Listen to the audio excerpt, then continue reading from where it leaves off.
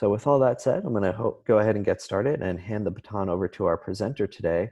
Nina, why don't you go ahead and take it away? Thank you, Sean.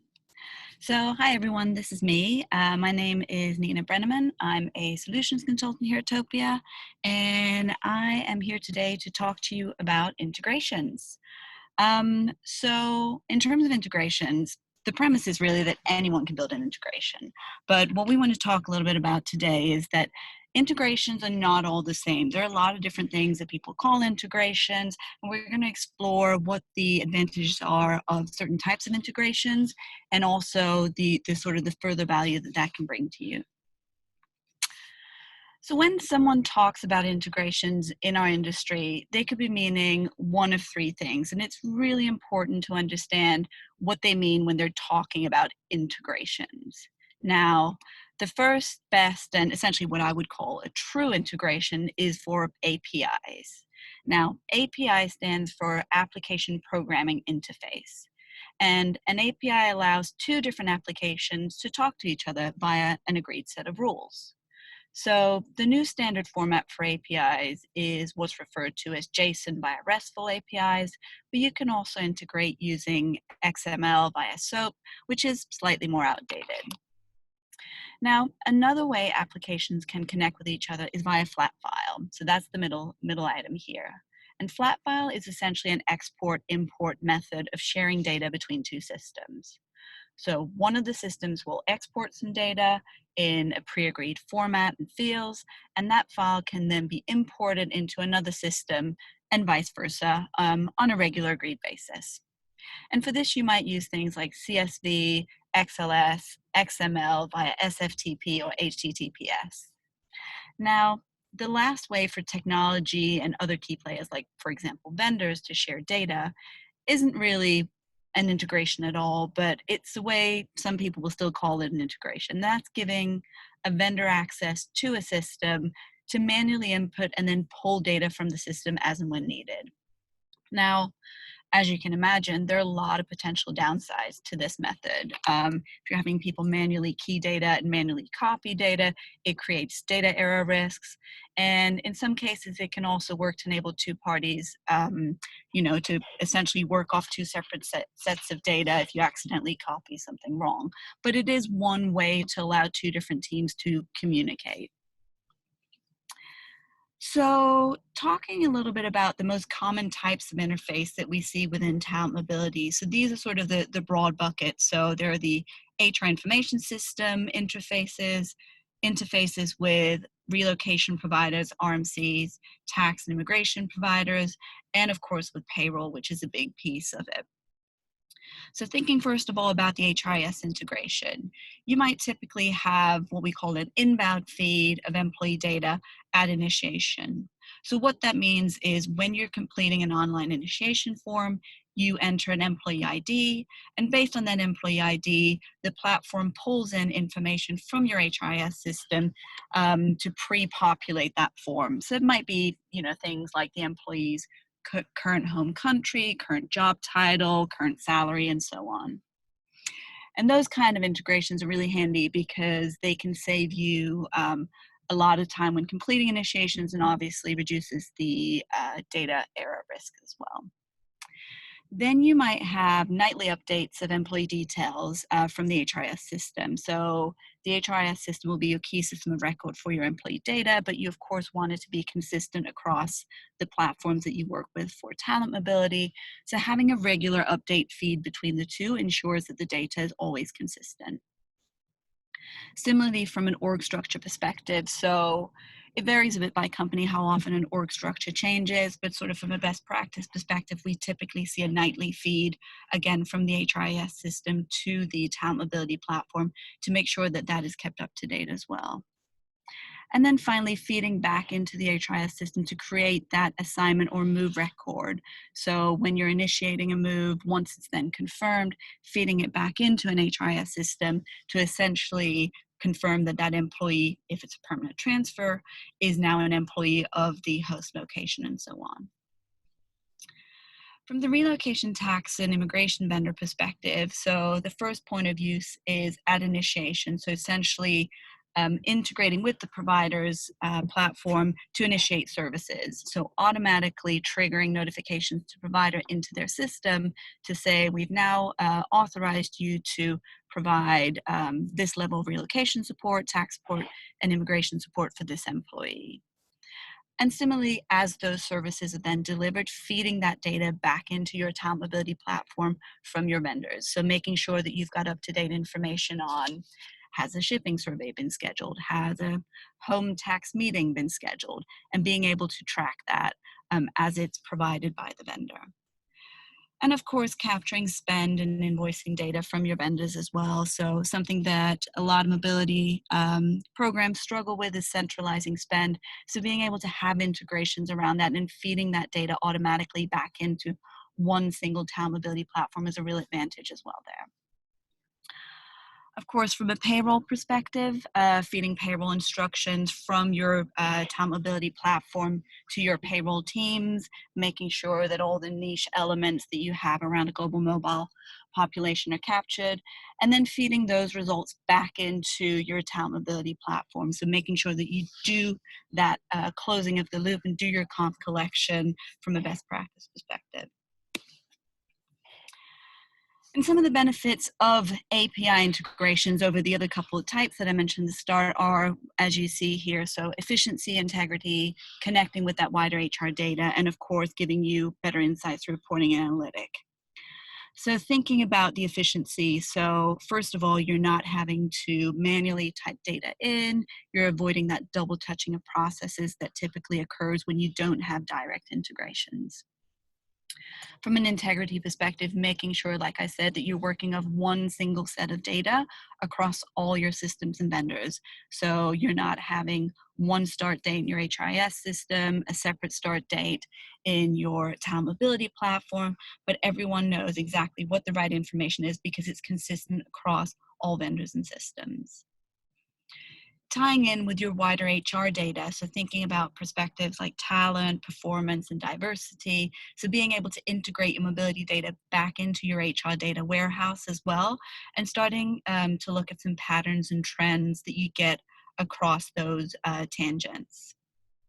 And really using the reporting analytics to optimize those insights. So understanding things like actually a certain talent profile does really well on a certain type of assignment, and I'm able to see that because I'm not having to manually spend hours pulling the data, but I can pull these insights real time as they are happening.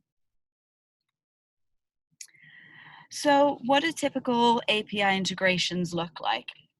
Now, basically, API integrations set up a mapping of data from one system to another. And they do this via an integration layer that understands how to interpret and translate that data from one system to another. An important thing to note is that you can also see from this diagram that each imported data field needs to have its own integration field. And this then has some other implications that we'll talk about in a few slides. So in this particular example, you've got some systems that are feeding information into the integration layer. Each has a unique field, and then it's feeding back into the customer system for customer one and customer two. And looking at what that actually looks like in real life, so bringing it to life always helps sort of visualize a little bit more. So here's a real live customer example of something that we do today for one of our customers. So we create an immigration assessment in the Topia platform, and that then sends a feed to Fragamen through a live API integration, which then creates the Fragamen case in their system. They feed information back that then generates the immigration business document in the Topia platform and notify the employee.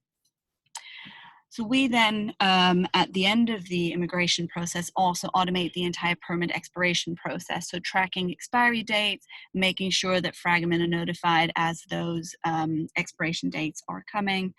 And then on top of that, there's a nightly Workday demographic feed that also means that we're able to capture notifications around terminations and then feed that back to Fragamen so they can take appropriate action as needed for work permits. But API integrations are all well and good, but if you don't have what we call a platform approach, the value of having this integrated data can really be quite limited and one-dimensional. And let me explain what I mean by that. So if you think about what you're getting from integrations today in a non-platform world, so essentially you've got the same global mobility application sitting in the middle there. You've got customer A and customer B, and both customers have integrations with the Big Four for tax, an RMC, and an immigration provider. However, even though they have the same global mobility application using integrations to talk to those vendors, neither benefits from the other. So each has their own unique integrations, and each data is stored in their own instance of the technology. So thinking back to the API integrations and how that platform approach then comes together. So customer A and customer B may each be integrated with their immigration provider and sharing information from their mobility system to the immigration provider, and the immigration provider sharing information back to them. Now, the problem is that there's no standard across what data points are being shared, what they're labeled as, or the specific data format. So across the two customers, if someone were to ask, what's the average immigration processing time for, say, China, for these two customers, it would be really hard to pull that information without a lot of manual work. So creating a standard, platform standard, unlocks your data for broader talent management strategy. And with a platform approach, there are data standards such that integration with vendors and the data shared between a customer and a vendor is standardized and stored in a way that means you can benchmark across an entire customer base. And that means that there are, of course, a number of benefits that you derive from that. So it means that customers connect into the platform in the same way, vendors connect into the platform in the same way, and you're not building a unique integration for each individual scenario. So the benefits really mean that as your program then matures, the platform continues to grow. So if you think about it, the more employees and transactions and bookings you're putting through a platform, the more data flows through the platform. This then means across a customer base, there are going to be broader insights, best practice. So as a customer, you'll have more insights into what are very practically the average shipping costs getting someone from London to Hong Kong. So from my supply chain, I can then see actually I'm paying 10% more than what the benchmark I have is. So I now have the power to go and negotiate with my provider to say, actually, I've benchmarked you across an entire customer base and you're coming in 10% more expensive. So this means that customers can then mobilize more people better, faster, and cheaper, which then in turn leads to the customers being able to expand their operations, meaning more employees feeding into the system, more integrations, and so on. It continues to build and evolve. So the benefits of a standard approach really are as you see here. So you've got, you get to own your data and not the vendor. You can easily manage vendor changes, and you can optimize on price and performance. So thinking about the data itself, you get to capture the data that you need, not just the data that the vendor wants to provide. So you can say specifically, here's a standard set that I want to capture, rather than being forced into a set standard by a particular vendor. And it means that you can then cast a much wider net when you think about future needs around reporting and analytics. In terms of vendor changes, so having a standard way to plug in to a platform means that it's really easy to add new vendors into a supplier mix. It's essentially a plug and play, but it also means that it simplifies the process of changing vendors. So you're not tied in as strongly to a particular vendor because you've spent hours and hours and lots of money on building a custom integration. Essentially, with a standard approach, you're able to plug and play because all vendors plug into the system in the same way, and you're able to get the same kind of data even if you're changing a vendor. And obviously from a price and performance perspective. So having the ability to combine granular operational data with cost and quality, and essentially use that to then identify areas for cost savings. So thinking about the shipping example again, you're getting great detail both on an individual vendor level, on a program level, and you can start looking at where the potential quality issues you might need to address, Are there the vendors in your network that perform better than others? Are there other prices that are more advantageous on certain routes? And you can start creating negotiations based on actual data. So thinking about how that platform integration, how that platform approach comes together from an HRIS perspective, wanted to show you a little example of what that looks like today in how Topia works with Workday. So thinking a little bit how it comes together in practice, it's a little something like this. So it all starts with Workday, which is your core system of record and the starting point for tracking and managing talent. Data can then seamlessly flow across to Topia to plan and execute a move, with information flowing back into Workday as needed, allowing benefits, payroll, and other items to kick into effect at the right dates. Topia is then managing and automating all the mobility-specific operations, workflows, data and compliance. And within Topia, we'll calculate expat and shadow payroll and send those instructions to Workday for delivery. Within Topia, you'll then have 360-degree visibility on your program with the added benefit of being able to flow that data into Workday for further consolidated global workforce analytics.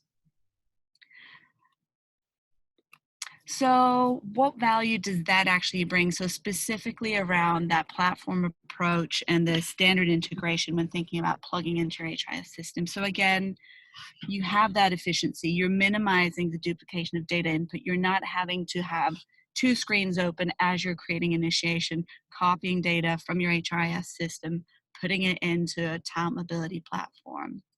You've got that integrity across all your data, across your systems and vendors end to end.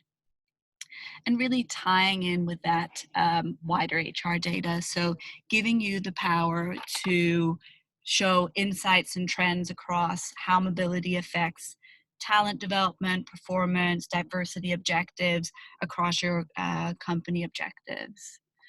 And using the Topia and Workday reporting suites together to drive those greater insights and analytics, so giving you that data. So in summary, the key takeaways that I wanted to leave you with is understanding the integrations that you have in place with vendors. So ask how the systems are integrated and how vendors share data. Remember that APIs are better than flat file, which in turn are better than manual input. And not all integrations are created equal. And push for APIs where you can. They give you much better data quality and consistency. They help you streamline tasks and automation throughout your vendor network. And it's a much more secure method of transferring data between systems. And the platform approach really is the future for your program. So with certified integration, the onus is to maintain the integration is between the two vendors. You're not having to pay to update your unique configured integration every single time. And it's really easy because it's essentially plug and play between vendors. So that means that you can swap vendors, without being tied in to a specific custom integration that you've built years ago. You can plug them in, plug someone else out, and essentially continue your business and focus on the things that you need to focus on. And it really, the last key point is that it unlocks benchmarking across your entire talent mobility landscape. You're not limited to just looking at what you're doing within your company for talent mobility. You'll be able to benchmark across an entire customer base across that platform, giving you really valid data to make changes, optimizations, and improvements to your program. So with that, I'll hand back over to Sean for any questions. But if you do have anything else you want to talk about after this webinar, do feel free to reach out. We have a number of resources on our website that you're free to access, and you can always contact us directly at Topia on our email address here, info@topia.com. Great, thanks, Nina, for walking us through that in such a efficient manner. I want to remind everyone that now's your chance to ask any questions that you might have. We did have one question come in during the presentation, but if you have anything, of course, now is the time. And as Nina said, you can always send us an email info@Topia, and we'll get back to you as soon as possible. So, the one question that came in is, how long can you typically expect it to take to build an integration or kind of set up an integration between two parties? That's a really great question, and really ties into what you should be pushing for. So, if you're looking at what I would call a standard out the box integration, so certified integration, then essentially it should be pretty much plug and play. There'll be a couple conversations just to make sure that everything is fully understood on both sides, but it's pretty quick. If you're looking at building a custom integration, that could be weeks or longer, depending on how complex you're looking at, the systems you're looking to match up, the people that you need to pull in to understand requirements, and so on. And that's really why the best practice approach would be to look for plug and play, because not only does it obviously save you time in getting set up, it means the maintenance is on the vendors. It means you benefit from benchmarking across an entire platform, thinking back to the platform approach. And it means that you can essentially also swap your vendors out down the line in a much easier fashion than you probably do today if you're using custom integrations. Awesome. Thanks so much for clarifying that, Nina. All right, it looks like we didn't have any other questions come in today, so we're going to go ahead and wrap this up.